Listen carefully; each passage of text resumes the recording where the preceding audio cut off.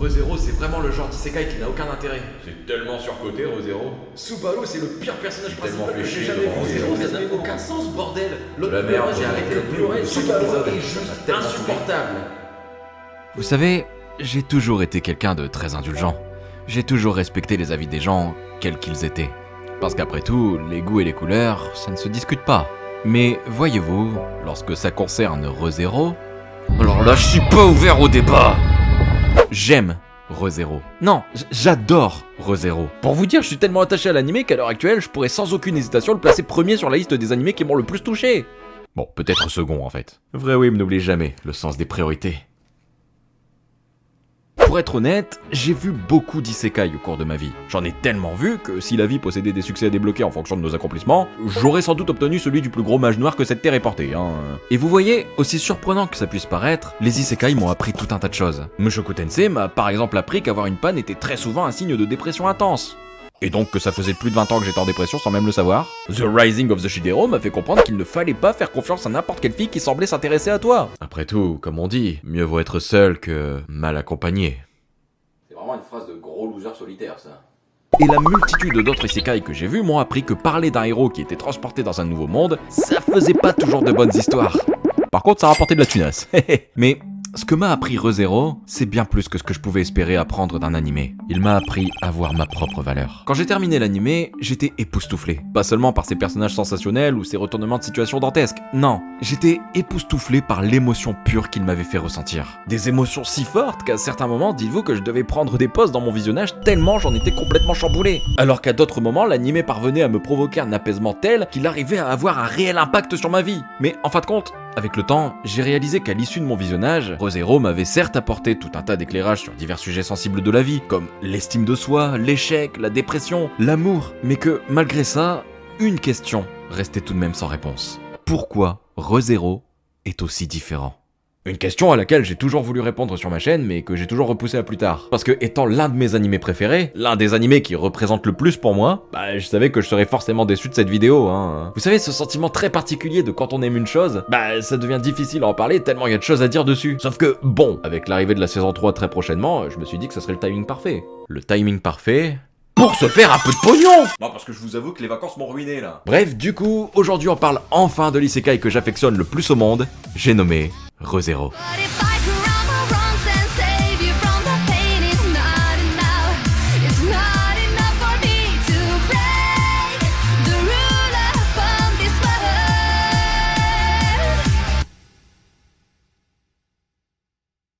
Bon, alors, quand on se lance dans ReZero, on a tout de suite un sentiment de familiarité qui s'empare de nous. Je veux dire, l'histoire du mec chômeur sans amis qui passe son temps à jouer aux jeux vidéo et qui rêve secrètement de se faire téléporter dans un autre monde, pour la plupart des whips que nous sommes, c'est du déjà vu, et pour certains c'est du vécu. Et oui, les premières minutes de l'anime sont clairement semblables à ce que la plupart des isekai nous montrent dans leur commencement. L'histoire suit celle de Subaru Natsuki, un NEET asocial et sans avenir qui, du jour au lendemain, se retrouve téléporté dans un monde rempli de fantaisie, un monde dans lequel il devra apprendre à survivre tout en réalisant des exploits héroïques afin de se construire une renommée, et dans lequel il fera tout un tas de rencontres marquantes qui lui feront découvrir les joies de l'amitié, et même pourquoi pas de l'amour.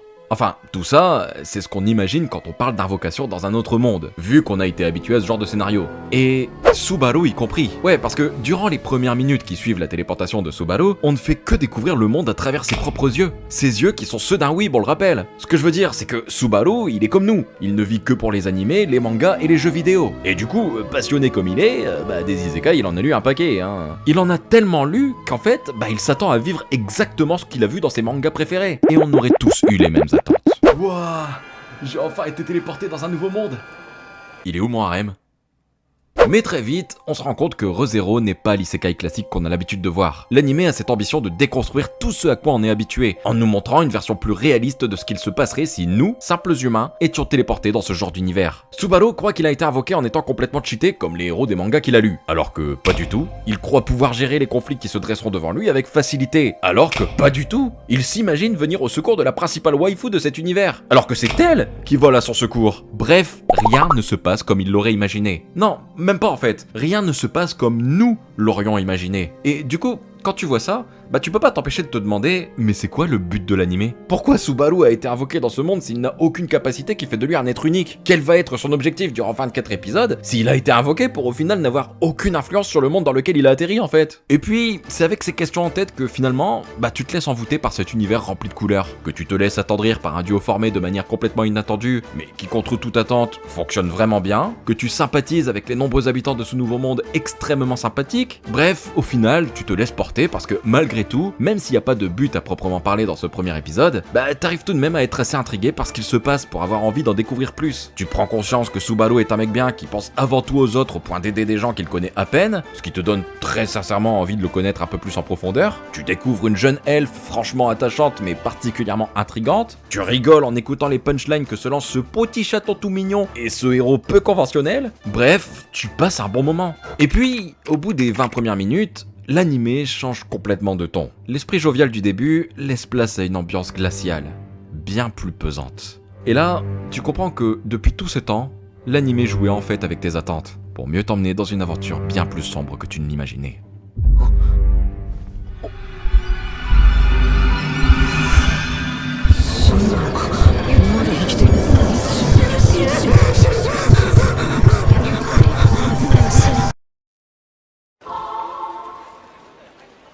Subaru peut remonter le temps à chaque fois qu'il meurt. Alors, dit comme ça peut paraître totalement fou. Devenir en quelque sorte immortel dans un monde rempli de fantaisie, avec en plus une capacité de modifier les événements passés, ça paraît absolument cheaté. Mais pour un garçon de 17 ans sans aucun talent particulier, complètement fou amoureux d'une fille vouée à se faire assassiner, au point de vouloir absolument la sauver tellement il en est amoureux, ben, pour un tel individu, ce pouvoir c'est loin d'être une bénédiction. Au contraire même, c'est juste ce qui marque le début d'un très long cauchemar.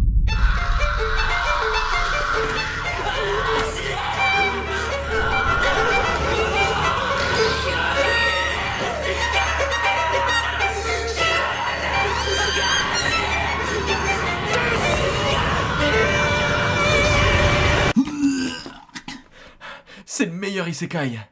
Oui, découvrir un isekai qui déconstruit complètement la norme que nous a imposé le genre au fil des années, c'est fascinant, c'est indéniable. C'est sans doute pour cette raison d'ailleurs que Mushoku Tensei subsiste actuellement en haut du classement des meilleurs isekai. Parce que dès son premier épisode, il n'avait pas pour ambition de nous montrer tout ce qu'on avait déjà vu, mais plutôt de se focaliser sur un monde imparfait, cruel et rempli de défauts. Tout l'inverse de ce que les isekai nous montrent en temps normal. Et au final, bah c'est ça qu'on aime quand on découvre un animé, et encore plus un isekai, la non-conformité. Et Re:Zero est l'exemple parfait d'un isekai non conforme. La plus grande peur de l'homme réside dans le fait de mourir. Et dans l'URSSAF aussi, mais ça c'est une autre histoire. Et du coup, incorporer la mort comme élément principal d'une série, forcément que ça nous touche. Voir un héros mourir encore et encore, dans des souffrances absolues, non seulement c'est complètement inhabituel, mais c'est aussi assez émotionnellement lourd pour marquer notre visionnage. Voir des personnages qu'on affectionne beaucoup finir par se faire massacrer les uns après les autres, ça nous brise le cœur. Voir des méchants capables de commettre des actes d'une horreur absolue, ça nous touche, c'est un fait. Mais c'est justement parce que ça nous touche que ça en devient excitant. Sorti de son contexte, cette phrase est horrible. Pas pour un youtubeur. Oh. Et c'est là l'une des principales qualités de Re:Zero, sa capacité à créer un univers marquant et ô combien émotionnellement chargé. Chaque péripétie que l'animé te fait suivre est fait de sorte à te prendre aux tripes. Non mais au sens littéral du terme. Que ce soit dans les situations déchirantes auxquelles il confronte sans cesse son héros, dans l'émotion ahurissante provoquée par le talent indéniable des seiyuu, dans les mentalités et les tourments de ces nombreux personnages auxquels tu peux totalement t'identifier, mais aussi et surtout dans sa direction artistique absolument dantesque, capable de te transformer un simple isekai aux allures enjouées en une véritable torture psychologique étouffante. Non mais rien que les musiques les gars, les OST, choisis parfaitement pour être en adéquation totale avec la lourdeur émotionnelle provoquée par les scènes qu'elles accompagnent. Par exemple, même si vous n'avez jamais vu l'animé, vous avez sûrement déjà entendu cet extrait.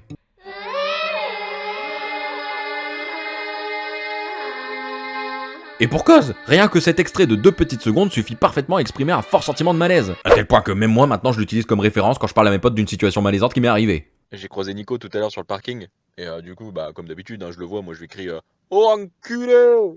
Mais bah c'était pas lui. Hein. Bon après, c'est peut-être moins impactant quand c'est moi qui le fais. Mais ReZero, ça se limite pas à une histoire qui pourrait se résumer à mourir, recommencer, mourir, recommencer, mourir, recommencer, mourir. Bon, j'arrête là sinon ça va vite devenir relou. Non, c'est avant tout l'histoire d'un garçon pris dans une spirale infernale. C'est pas juste une histoire où le héros va de victoire en victoire. Au contraire, Subaru est constamment confronté à ses échecs. Et c'est aussi ça qui rend l'intrigue si captivante au final. C'est de voir un gamin de 17 ans qui n'a rien demandé à personne faire de son mieux pour surmonter les épreuves qui se dressent devant lui. Des épreuves absolument horribles qui parviennent chaque épisode à te mettre dans le doute le plus total. Ah, je vous promets, Game of Thrones à côté, c'est de la roupie de Sansonnette. Oui, j'ai pris 50 balais avec cette expression. Contrairement à Rem qui n'en a besoin que d'un seul pour faire le ménage. Après avoir tenté un trait d'humour qui n'a fait rire personne à part mon oncle Jean-Claude, je voudrais présenter mes excuses à toutes les personnes que j'aurais pu offenser. Et afin de vous prouver ma bonne foi, je vais de ce pas m'enfiler ce balai dans le cul. Ce n'est pas désagréable. Plus t'avances dans les épisodes, et plus tu prends conscience du calvaire que doit surmonter Subaru. Bon, alors, déjà, forcément, il y a la douleur physique, hein. Mourir aux dernières nouvelles, bah, ça fait mal. Me demandez pas comment je le sais, j'ai mes sources. Donc, du coup, quand tu vois tous ces gens qui critiquent Subaru en mode il a un pouvoir cheaté, il s'en sert pas. bah forcément! Déjà que rien qu'à l'hiver, vous savez, quand on a le vieux bouton dans le pif qui vient s'ajouter à notre rhume, t'as les chutes du Niagara, on douille sa mère! Alors, imaginez la douleur que représente un égorgement, une éventration, ou même un saut dans un ravin. Et puis, même au-delà de la douleur physique, il y a aussi la douleur morale en fait. Franchir le cap, oser sauter la vie, c'est pas censé être un truc pour lequel l'humain est habilité, hein. Et ça, Subaru le montre très clairement. Même quand tous ses amis meurent les uns après les autres, quand il se retrouve seul avec comme unique espoir repartir de zéro, d'ailleurs vous avez vu, c'est le titre de l'animé, bah même dans ces profonds moments de désespoir, il continue à clamer haut et fort.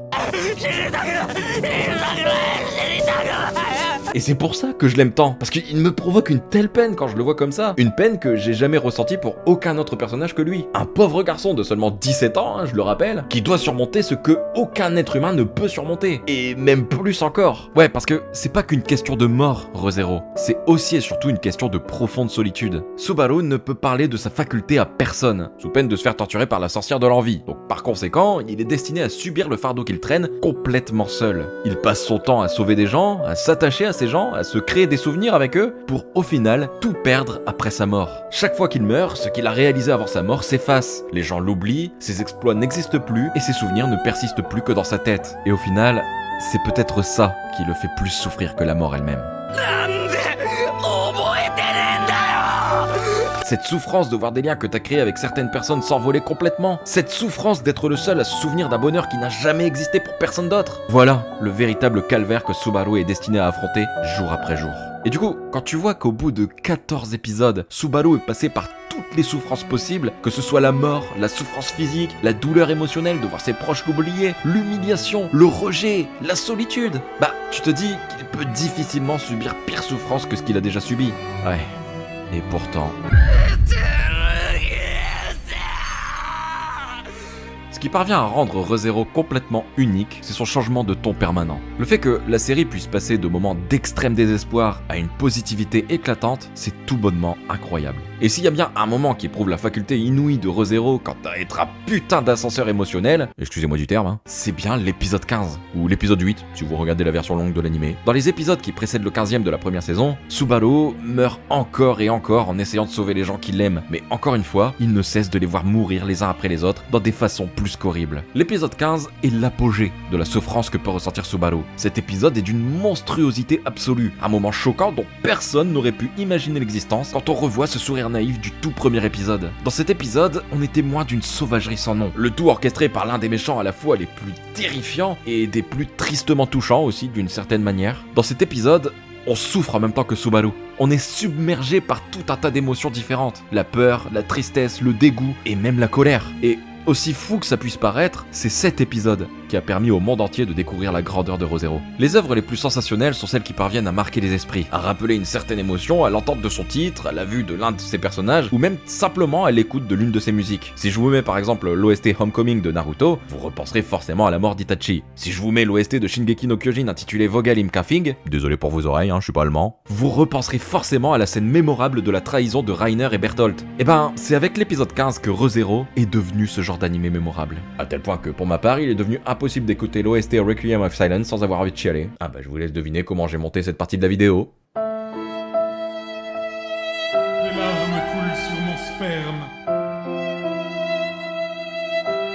Oui, l'épisode 15 de ReZero est choquant, l'épisode 15 de ReZero est poignant, mais si l'épisode 15 nous plonge dans le désespoir le plus profond, c'est aussi lui qui nous prépare à l'une des plus grandes catharsis qu'il a été possible de vivre dans toute l'histoire de l'animation japonaise.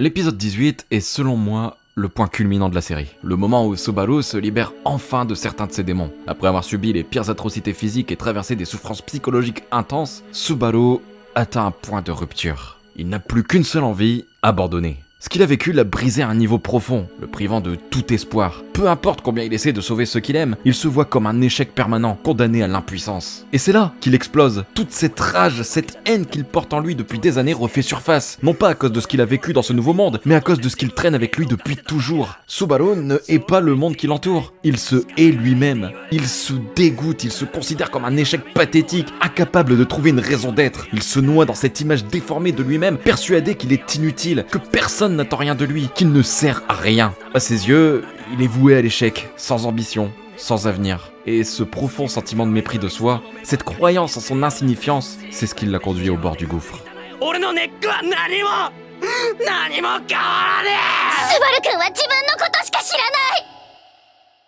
Et cette réponse de Rem a ancré à jamais ReZero dans l'esprit des gens. Rem, qui représente à ce moment-là bien plus qu'un simple soutien. Elle est la voix de la raison, celle qui met Subaru face à une vérité qu'il refuse de voir. Il n'est pas seul dans sa douleur. Subaru, enfermé dans sa propre perception négative de lui-même, est incapable de voir la valeur qu'il a aux yeux des autres. Il pense être une cause perdue, mais Rem, par sa présence et ses mots, lui montre qu'il se trompe. Elle lui prouve qu'il compte, que même si lui ne voit en lui que des échecs, d'autres voient ses efforts, son courage et surtout son humanité. Ce qui rend cette scène si émotionnellement puissante, c'est que Rem ne lui offre pas des réponses magiques ni des solutions faciles. Non, elle ne lui dit pas qu'il va tout résoudre d'un coup. Ce qu'elle lui montre, c'est que sa volonté de continuer, même dans les pires moments, est une preuve de sa force. Alors qu'il se voit comme quelqu'un sans ambition, elle lui fait comprendre que son incapacité à abandonner ses rêves, même après tout ce qu'il a traversé, est précisément ce qui le rend exceptionnel. Alors, pour Subaru, cet épisode est un tournant. C'est le moment où il réalise que malgré toutes ses failles, malgré toutes ses erreurs, il est aimé et respecté. C'est un moment de rédemption personnelle où il comprend que ses imperfections ne le rendent pas moins digne d'amour ou d'estime. Rem lui permet de voir que même s'il ne peut pas tout résoudre, son existence a un impact sur ceux qui l'entourent. En gros, c'est pas parce qu'il n'est pas parfait qu'il n'a pas de valeur. C'est à partir de cet épisode-là que Subaru comprend qu'il n'a pas besoin d'être un héros parfait pour mériter d'être sauvé. Alors, cet épisode, il est beau, certes, tout le monde est d'accord pour le dire, mais ce qui est encore plus beau, c'est que la symbolique de cet épisode, elle ne se résume pas à la simple fiction. Non, en fait, quand on ausculte la scène dans ses moindres détails, on se rend compte que le discours de Rem avait pour ambition de briser le 4e mur, pour nous atteindre nous en plein cœur. Parce que au final, Subaru, c'est juste un miroir de nos propres luttes internes. Chacun de nous, à un moment donné, a ressenti cette peur d'être insuffisant, cette peur de ne pas être à la hauteur. Et l'épisode 18 nous rappelle que ces sentiments, aussi puissants soient-ils, ne définissent absolument pas qui nous sommes. Alors, ce que je m'apprête à vous révéler n'a pas pour but d'attirer votre sympathie, je vous le dis tout de suite. Après, si ce que je m'apprête à vous révéler vous fait pitié, je vous en voudrais pas de vouloir me donner une petite piécette.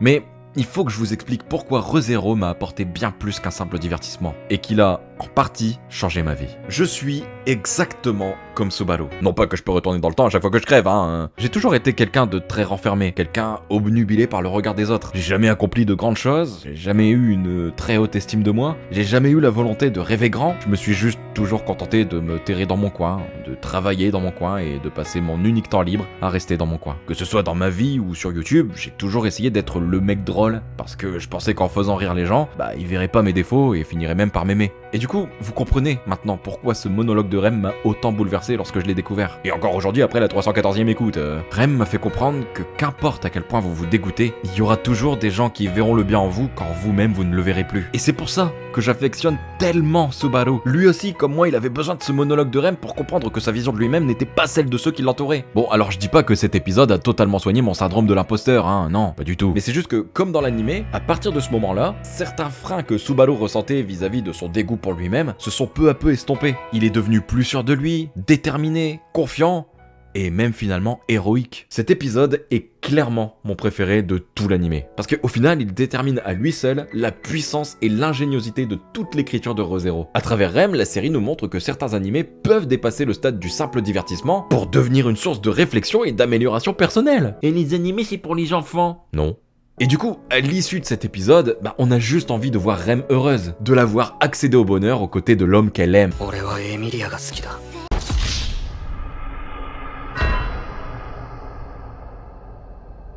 Alors, oui, Subaru est un personnage qui fait beaucoup jaser. Enfin, beaucoup moins que Rudeus, ceci dit, mais bon, ça c'est un autre débat. Certains trouvent qu'il est complètement con, d'autres qui continuent de clamer son inutilité, et il y en a même qui le réduisent à un simp. Et je peux comprendre, hein. Moi aussi, j'ai parfois ressenti une certaine rancœur envers lui, tellement ses agissements étaient soit très malaisants, ou soit complètement ahurissants. Mais ReZero n'est pas ce genre d'animé à négliger l'écriture de son héros. Le truc, c'est qu'il faut au moins aller jusqu'au début de la saison 2 pour le comprendre. Chose que les détracteurs de Subaru n'ont jamais fait. Bah ouais, parce que c'est quand on découvre la saison 2 et ce fameux épisode où Subaru discute avec ses parents que tout s'explique en fait. Son attitude entière de la saison 1, son entêtement, son mal-être profond, tout s'éclaire. Pour moi, l'épisode 4 de la saison 2 est l'exemple parfait d'un récit maîtrisé. Parce qu'il nous explique après 27 épisodes que tous les choix de Subaru jusqu'à présent avaient un sens. Et à partir du moment où j'ai vu cet épisode et donc du coup que je l'ai en tête, bah, je vous promets que mon revisionnage de l'animé pour faire cette vidéo, il était complètement différent du premier en fait. Ouais, parce que dans cet épisode, on découvre le passé de Subaru, bien avant son arrivée dans ce nouveau monde. Un passé qu'il a détruit, hein, disons-le, puisque Subaru s'est toujours senti comme inférieur à ce que les gens attendaient de lui. Ouais, on apprend que son père est un homme admiré de tous. Il est drôle, charismatique, étincelant de par ses réussites, bref, il est parfait. Le problème, c'est qu'être l'enfant d'un homme aussi parfait,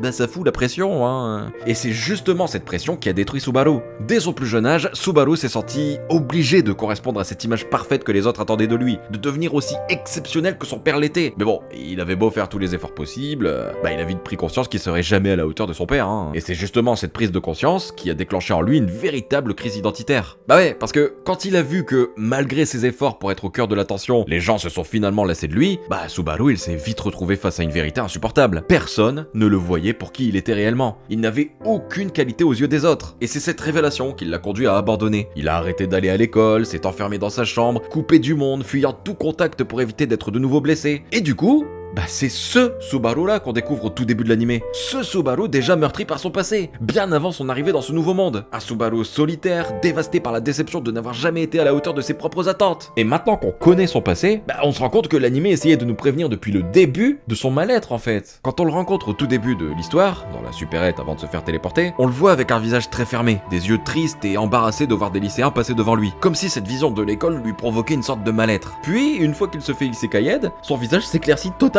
Ses yeux s'ouvrent un peu plus, il ne pense à rien d'autre que ce qui l'attend dans ce nouveau monde, comme s'il voyait une opportunité de recommencer totalement sa vie, loin de son passé. Autre exemple, quand on le retrouve dans la ruelle, seul, et qu'il utilise son téléphone portable. On s'aperçoit alors que son répertoire n'est composé que de 4 numéros, celui de ses parents, celui d'une pizzeria et celui d'un centre commercial, comme pour nous faire comprendre que Subaru est quelqu'un d'extrêmement seul. Et c'est d'ailleurs à ce moment précis que, malgré les attentes et malgré sa réjouissance de pouvoir tout recommencer dans une nouvelle vie, il se retrouve de nouveau confronté à la même impuissance qui l'a poursuivi toute sa vie, lorsqu'il se fait tabasser par une bande de voyous incapables de se sortir de cette situation. Mais, pour la toute première fois de sa vie, un ange apparaît pour combattre ses démons. Emilia est la première personne qui tend véritablement la main à Subaru, sans rien attendre en retour, qui décide de s'intéresser à lui malgré la vision de ses faiblesses qu'elle a eu plus tôt. Et quand on réalise ça, bah on en vient à comprendre pourquoi il est si profondément attaché à elle en fait. Comme Rem, que Subaru sauvera de ses propres démons plus tard, Emilia incarne tout ce que Subaru a toujours rêvé d'avoir à ses côtés, une personne qui l'accepte pour celui qu'il est. Et finalement, cette gratitude, bah elle se transforme peu à peu en un amour sincère. Subaru n'est pas un simp. Subaru n'est pas juste un garçon qui s'en balèque de se faire isekaied et qui craque pour la première waifu venue. Non, c'est juste un garçon de 17 ans, complètement seul, en crise profonde d'identité, qui se retrouve à être sauvé par cette fille qui n'exige rien de lui. Une sorte de sauveuse qui l'attendait depuis plus d'une décennie pour pouvoir le sortir de ses ténèbres. Et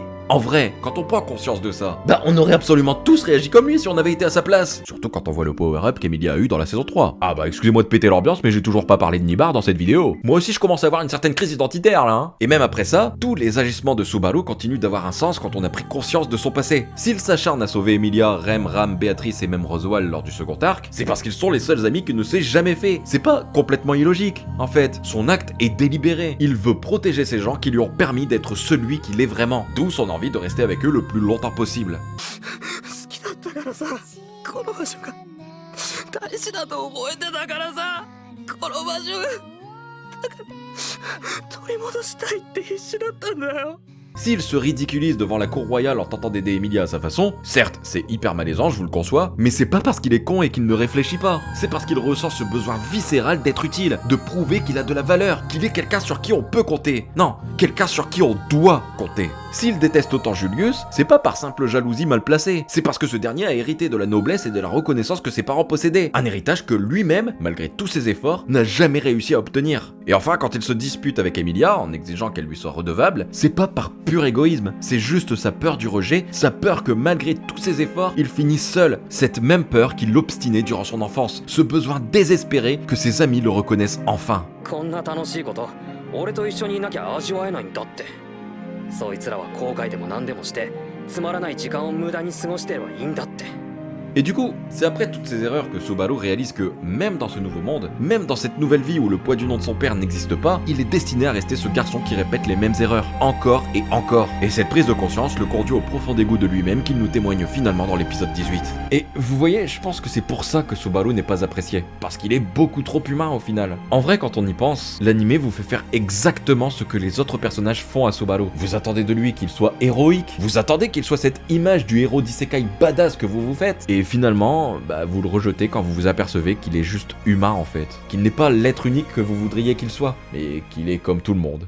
Dans un isekai classique, le héros est censé être quelqu'un qu'on admire, quelqu'un qu'on aimerait être. Mais ce que ReZero a fait, c'est créer un personnage si profondément humain que ça en devient frustrant en fait. Subaru fait des erreurs. Il agit parfois de manière lâche, égoïste, non héroïque. Et c'est ça qui dérange en fin de compte. Bah ouais, parce que quand on regarde l'anime, la question qu'on se pose, c'est comment suis-je censé m'identifier à quelqu'un comme ça? Mais en réalité, c'est précisément cette humanité qui rend Subaru si attachant. Subaru incarne nos faiblesses, nos doutes, nos peurs. Il est la représentation parfaite des imperfections humaines, celles que nous essayons de nier ou de fuir. Et c'est pour ça que certains le détestent, parce que Subaru reflète ce que nous n'aimons pas voir en nous-mêmes. Dans la plupart des isekai, le protagoniste est un fantasme, un être surpuissant qui était comme tout le monde avant d'être transporté dans un autre monde, mais qui a su bénéficier de sa nouvelle vie pour enterrer tous les problèmes de sa vie passée, et ainsi devenir celui que tout le monde aime. Une opportunité qu'on aimerait tous avoir, disons-le. Mais Subaru, lui, est une réalité brutale. Il nous rappelle que, même dans nos rêves d'évasion, nous ne pouvons échapper à notre propre humanité.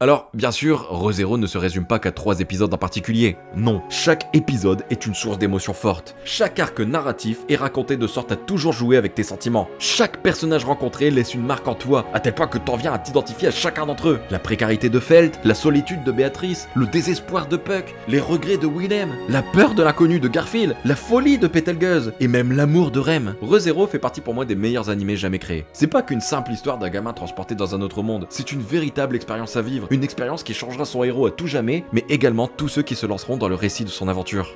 Et maintenant, il reste plus que 2 petites semaines à attendre pour découvrir la suite des aventures de Natsuki Subaru. Même si actuellement le premier épisode a leak et que je lutte de toutes mes forces pour ne pas aller le voir.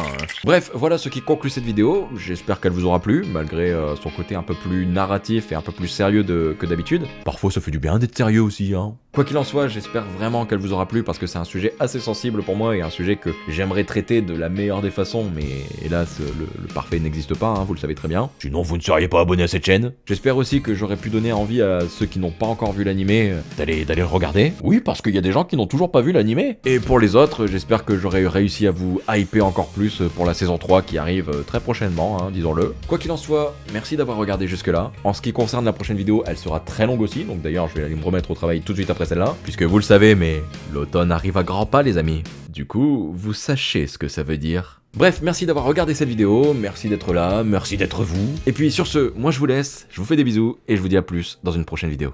Ciao.